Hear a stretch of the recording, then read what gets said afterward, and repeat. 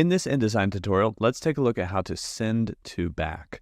So what we have here is an image overlapping some text, like a header. And if you have any overlapping elements like that, you might want to be able to rearrange them.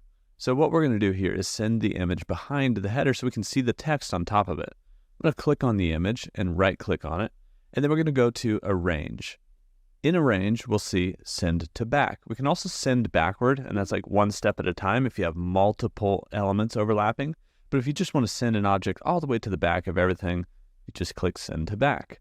And that's going to send it behind all of these elements. And so now we see desert on top and the picture behind.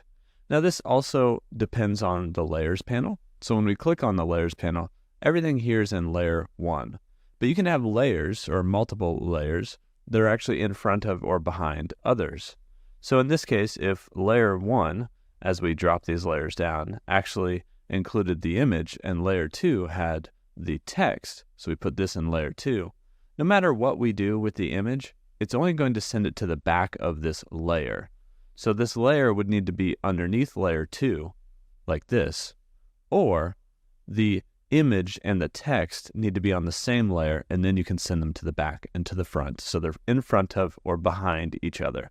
And that's just one little thing you need to think about when you're arranging your elements. That's how you can send to back here in InDesign.